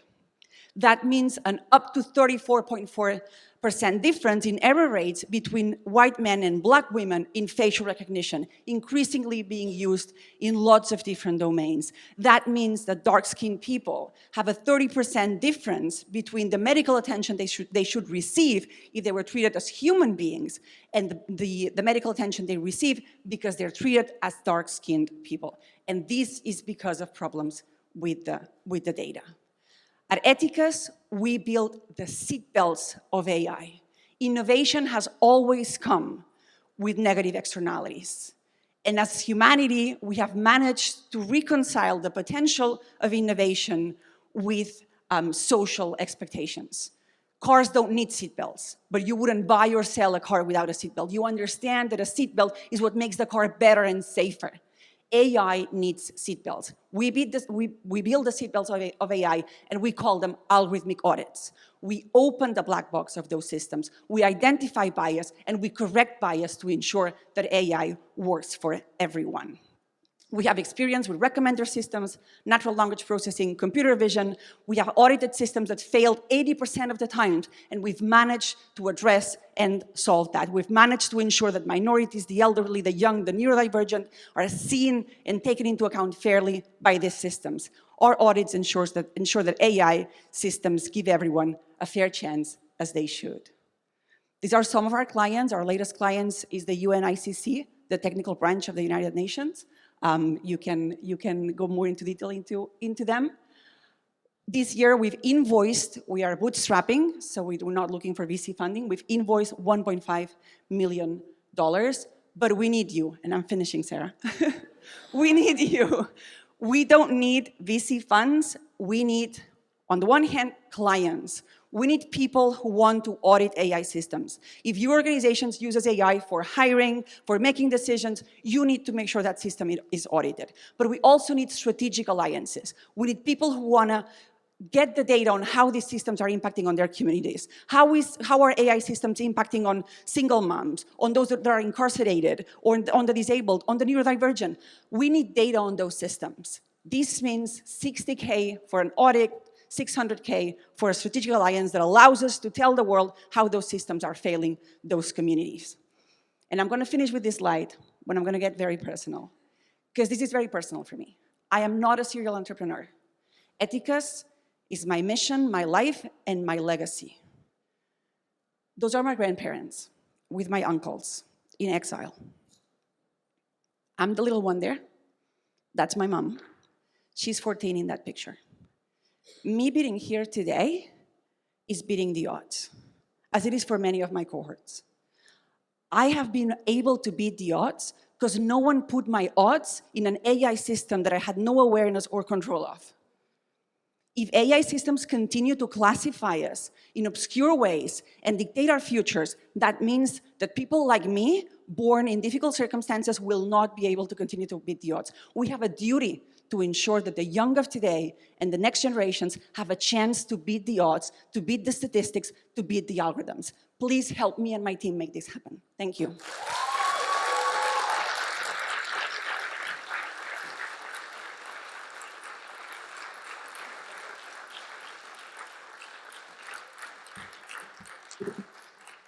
All right, we made it. Thank you to everyone who stayed, who came in to listen to our amazing entrepreneurs. We have about 30 minutes to do some networking afterwards. So if you want to connect with any of our entrepreneurs here in person, please do so. We're going to take a really quick group photo on stage so that none of them can escape because they're trapped here right now. And then if you don't have time, you need to run to another meeting, I have my contact information up here, sarah@socapglobal.com. I would love to help connect you with them or connect you with our program if you're interested in sponsoring and facilitating a virtual session. We do a lot of virtual programming to prep them leading up to this event, and we have a lot of exciting, innovative things that we wish to do in 2023. So thank you so much for your time, and have a wonderful rest of your day.